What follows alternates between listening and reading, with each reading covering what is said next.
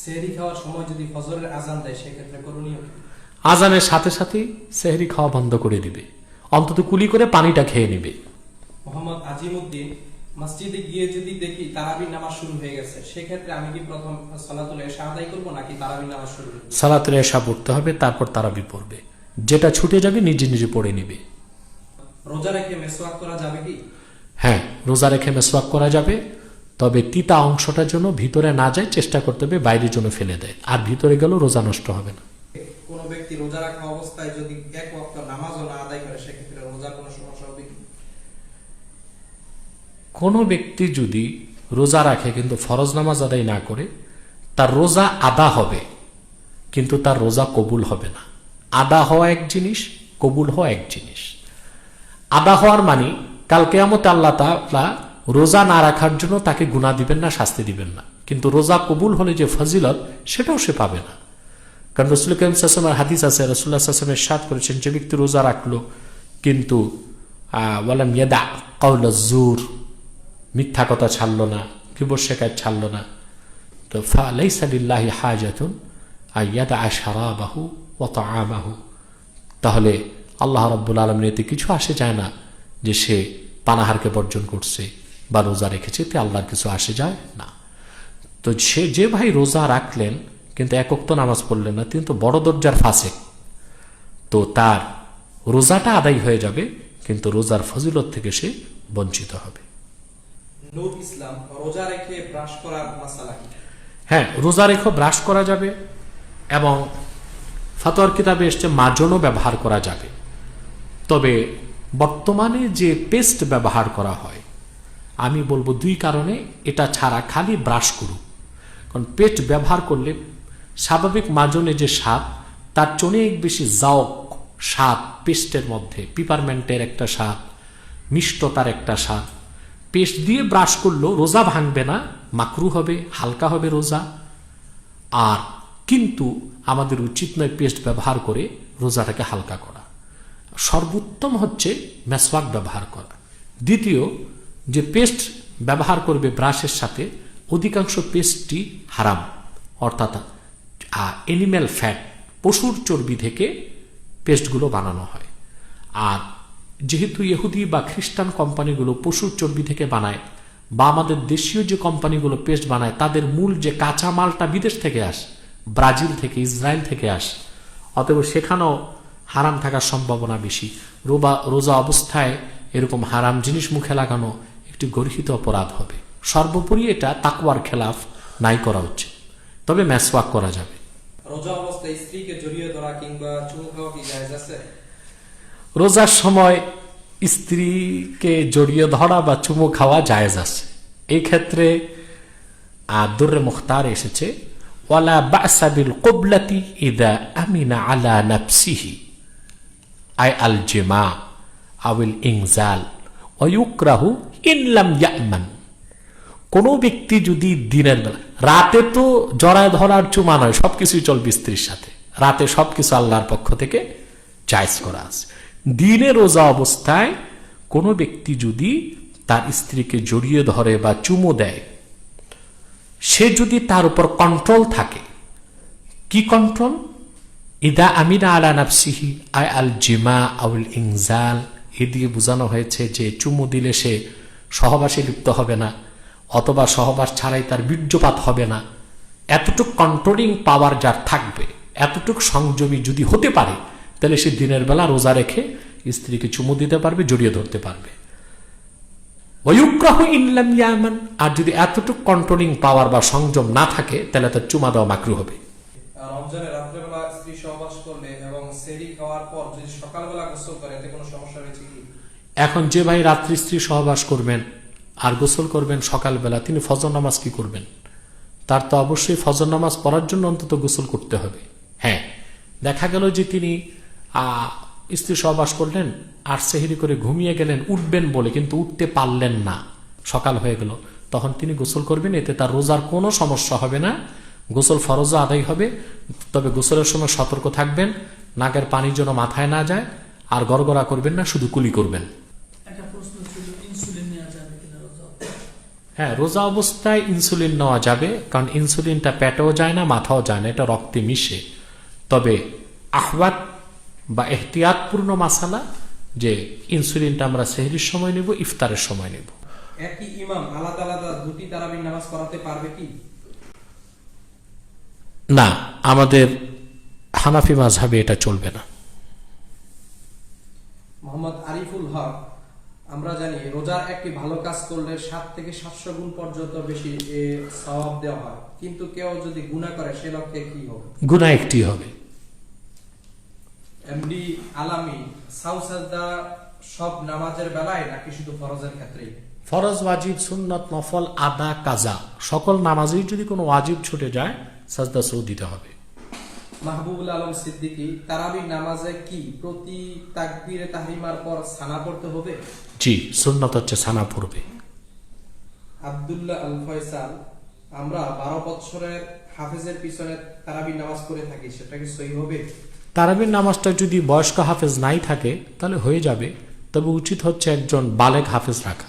কেউ যদি রোজা না রাখতে পারে তাহলে কিভাবে ফিদিয়া দিবে? এক একটি রোজার জন্য একজন মিসকিনকে প্রতিদিন দুবেলা খাওয়াবে বা দুজন মিসকিনকে দুবেলা খাইয়ে দিবে।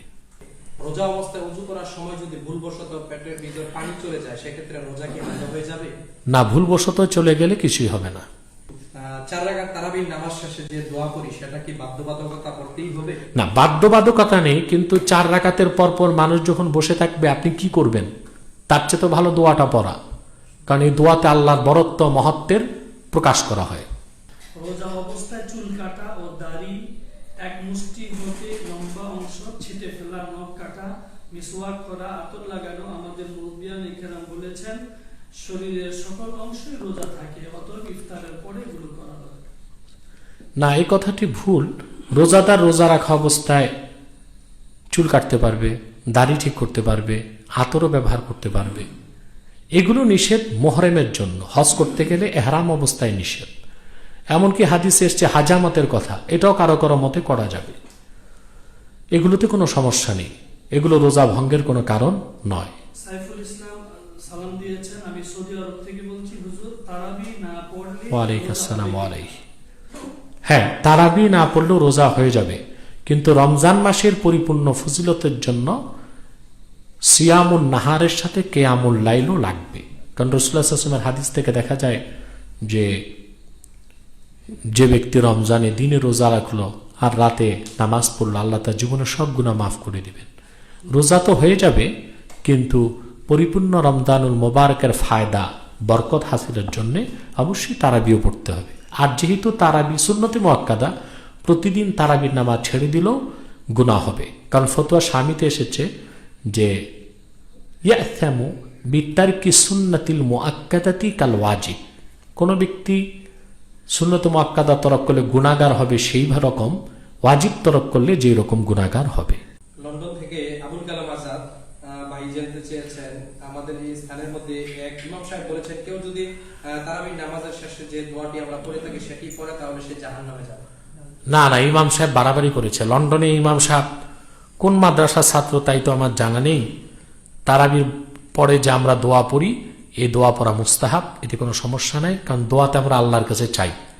আর রাসূলুল্লাহর হাদিস আছে, রাসূলুল্লাহ সাল্লাল্লাহু আলাইহি ওয়াসাল্লামের হাদিস আছে, হযরত আনাসকে আল্লাহ রাসূল সাল্লাল্লাহু আলাইহি ওয়াসাল্লাম বলেছেন, কুল দুবুরা কুল্লি সালাতিন বাদা মা তারফাউ ইয়াদাইক, প্রত্যেক নামাজের পরে তুমি 2 হাত তুলে বলো। এরপর রাসূলুল্লাহ সাল্লাল্লাহু আলাইহি ওয়াসাল্লাম একটি লম্বা দোয়া বলেছেন। তাই রাসূলুল্লাহ সাল্লাল্লাহু আলাইহি ওয়াসাল্লাম যেহেতু আনাস বিন মালিককে প্রত্যেক নামাজের পর দোয়া করতে বলেছেন, তো তারাবির নামাজ তো নামাজ, তারাবির নামাজের পর দোয়া করলে সেটা সুন্নতেরই অনুসরণ হবে।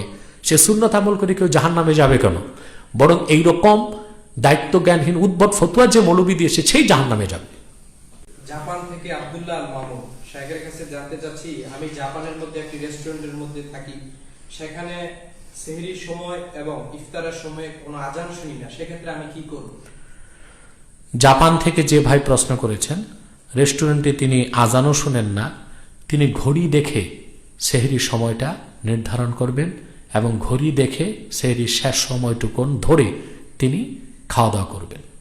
বাড়িতে পুরুষ এবং মহিলা একত্রে জামাত আদায়ের ক্ষেত্রে মাঝখানে কি কোনো পর্দা দিতে হবে? বাড়িতে যে মহিলারা নামাজ পড়বে পুরুষদের সাথে, ওই মহিলাগুলো যদি তার রক্তের সম্পর্ক হয় পর্দার দরকার নাই। আর যদি শখ করে কোনো মহিলা বাহির থেকে চলেই আসে আর তার যে রক্তের সম্পর্কের না হয়, তাহলে তো অবশ্যই পর্দা রেখে দেওয়া উচিত। পরবর্তী প্রশ্নটি করেছেন ভারত থেকে মোহাম্মদ আহমদ আলী। সাহেব কাছে জানতে চাচ্ছি, কেউ যদি নাপাক অবস্থায় সেহরি করে এবং পরবর্তী সকালবেলা গোসল করে নেয়, তাতে কি রোজার কোনো সমস্যা হবে? না, রোজার কোনো সমস্যা হবে না, বরং গোসল করার সময় সে কুলি করবে, নাকে পানি আস্তে টানবে যেন মাথায় না যায়, আর কুলি এইভাবে করবে যেন পেটে পানি না যায়, আর বাকি শরীর ধুয়ে ফেলবে। মোহাম্মদ মহিউদ্দিন চৌধুরী চট্টগ্রাম থেকে। সাহেবের কাছে জানতে চাচ্ছি, মহিলারা কি মসজিদে গিয়ে তারাবির নামাজ আদায় করতে পারবে? না, রাসূল করিম সাল্লাল্লাহু আলাইহি ওয়াসাল্লামের সহিহ হাদিস থেকে সাব্যস্ত, আম্মা জান আয়েশা রাদিয়াল্লাহু তাআলা আনহা থেকে বর্ণিত হাদিস, যা আবু দাউদে এসেছে, তিরমিজিতে আসছে, আর অসংখ্য হাদিসের কিতাবে এসেছে, আল্লাহ রাসূল সাল্লাল্লাহু আলাইহি ওয়াসাল্লাম মহিলাদের মসজিদে যাওয়াকে অপছন্দ করতেন, কিন্তু সরাসরি নিষেধ করতেন না, এই জন্যে যেন আল্লাহ রাসূল সাল্লাল্লাহু আলাইহি ওয়াসাল্লামের কাছ থেকে সরাসরি এলেম শিক্ষার সৌভাগ্য থেকে তারা বঞ্চিত না হয়। কিন্তু আল্লাহ রাসূল সাল্লাল্লাহু আলাইহি ওয়াসাল্লাম এটাই চাইতেন মহিলারা ঘরে নামাজ পড়ুক। পরবর্তীতে হযরত ওমর রাদিয়াল্লাহু তাআলা আনহুর জমানায় তিনি মহিলাদের মসজিদে নববীতে আসাকে প্রথমে নিরুৎসাহিত করেছেন, পরে সরাসরি নিষেধ করে দিয়েছেন। মহিলারা কোনো জামাতে মসজিদে যেতে পারবে না, বরং এই ক্ষেত্রে হানাফিদের ফাতাওয়া, যা জাওহারাতুন নাইয়ারাতে এসছে, খুরুজুল মারআ লিহুদুরিল জামাআতি মাকরুহ, মহিলাদের জামাতে অংশগ্রহণ করার জন্য মসজিদের উদ্দেশ্যে বের হওয়াটাই মাকরু। আর এখানে মাকরু মানে মাকরু তাহরিমি। তারাবির নামাজ একই নিয়তে 4 রাকাত পড়তে পারবো কি? না, 4 রাকাত পড়বে না, 2 রাকাত করেই পড়বে, শফআন শফআ। পরবর্তী প্রশ্নটি আজমেরি দরবার শরীফ থেকে। শায়খের কাছে জানতে চাচ্ছি, তারাবির নামাজে একামত দেওয়া যাবে কি? না, তারাবির নামাজে একামতের কোনো বিধান নেই, এটা সুন্নতের খেলাফ হবে। একবার প্রশ্ন করেছেন, যে কোনোভাবে বীর্য বের হলে সাহেরির আগে গোসল করতে পারিবারিক লজ্জা পেলে সকালে গোসল করলে রোজা হবে কিনা? এক ভাই প্রশ্ন করেছেন, যে কোনোভাবে গোসল ফরজ হয়ে গেলে পারিবারিক কারণে বা লজ্জার কারণে সকালে গোসল করলে হবে কিনা। গোসল তো হয়ে যাবে, কিন্তু প্রশ্ন হলো এই ভাই ফজর নামাজের কি করবেন? তিনি কি ফজর নামাজ বাদ দিবেন? এটা তো তার আকবরুল কাবায়ের, সবচেয়ে বড় কবিরা গুনাহ হবে। অতএব তাকে গোসল করেই ফেলতে হবে, অন্তত ফজর পড়ার জন্য হলেও।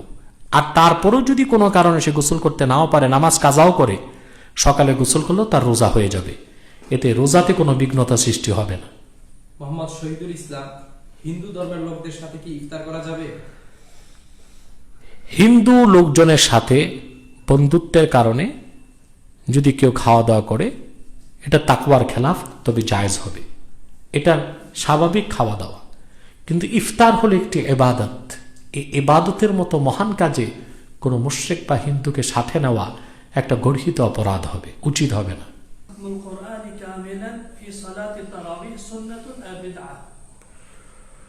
খাতমে কোরআন তারাবিহীন নামাজের মধ্যে পরিপূর্ণভাবে শেষ করা কোন অবস্থায় বিদআত নয়, বরং এটাও সুন্নাত। নুসরাত স্বপন, হুজুর মহিলারা সালাতে জোরে সূরা পড়তে পারবে? না, মহিলারা নামাজে, জিকির ফিকির কোনো ইবাদতে তাদের কণ্ঠকে বড় করতে পারবে না, কারণ হেদায়েত সরা এনায়েতে এসেছে যে সাউতুল আওরাতে আওরাতুন, মহিলাদের কণ্ঠটাও পর্দা। অতএব ধীরে ধীরে এবং আস্তে আস্তে তেলাওয়াত করবে, তবে মহিলা তার ঘরের ভিতর পর্দার পরিবেশে এতটুকু আওয়াজে পড়তে পারবে যে সে নিজে শুনে। একটি প্রশ্ন বারবার এসেছে, নামাজে বর্তমান সময় যে কাতারের সময় 2 হাত করে ফাঁক রাখা হয়, সে বিষয়ে আবার বললে। নামাজের কাতারে যে 2 হাত করে ফাঁক রাখা হয়, এটা কেউ কেউ কিছু দলিল দিয়েছে, কিন্তু আমার মনে হয় তাদের দলিলগুলো তারজিহ পাবে না। কারণ আল্লাহ রাসূল সাল্লাল্লাহু আলাইহি ওয়াসাল্লামের হাদিস আছে, আল্লাহ রাসূল সাল্লাল্লাহু আলাইহি ওয়াসাল্লাম ইরশাদ করেছেন, সাব্বু সুফুফাকুম ফাইন্না তাসওয়াতাস সুফুফি মিন তামামিস সালাহ। রাসূল করিম সাল্লাল্লাহু আলাইহি ওয়াসাল্লামের আরো হাদিস আছে, সাব্বু সুফুফাকুম ওয়া তারাসু, তোমরা কাতারকে সোজা করো এবং একের সাথে পরস্পরকে শক্তভাবে একত্রিত হয়ে দাঁড়াও। তার থেকে বোঝা যায় যে 2 হাত 3 হাত ফাঁক করে দাঁড়ালে জামাতের পরিপূর্ণ সওয়াব থেকে বঞ্চিত হবে এবং সুন্নতের এটা মুখালিফাত হবে, বিরোধিতা হবে। এই কাজটি করা উচিত হবে না। বরং অন্য হাদিসে এসছে যে কাতারে যদি দুইজন মুসলিমের মাঝখানে কোনো ফাঁক থাকে ওখানে শয়তান দাঁড়িয়ে যায়, তা আমরা বেহুদা আমাদের নামাজে শয়তানকে কেন শরীক করব? তা না করেই তো উচিত। মোহাম্মদ বাবুল মোল্লা, অমুসলিমদের দেওয়া ইফতার খাওয়া যাবে কি?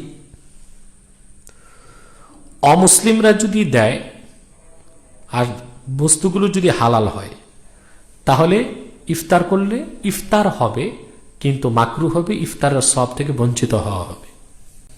বাসায় একাকী তারাবি নামাজের ক্ষেত্রে কেরাত করার ক্ষেত্রে আমরা কি উচ্চ আওয়াজে পড়বো নাকি নিম্ন আওয়াজে পড়বো? সে তারাবির নামাজে জোরে জোরেও কেরাত পড়তে পারবে, কোনো সমস্যা নেই। কোরআন শরীফ দেখে দেখে পড়লে যে সওয়াব হয়, মোবাইলের সফটওয়্যারের মাধ্যমে দেখে পড়লেও কি একই সমান সওয়াব হবে? হ্যাঁ, সফটওয়্যারে দেখেও যদি অজুর সাথে সে কোরআন কারীম বিনয় ও আদবের সাথে পড়ে সমান সওয়াব পাবে।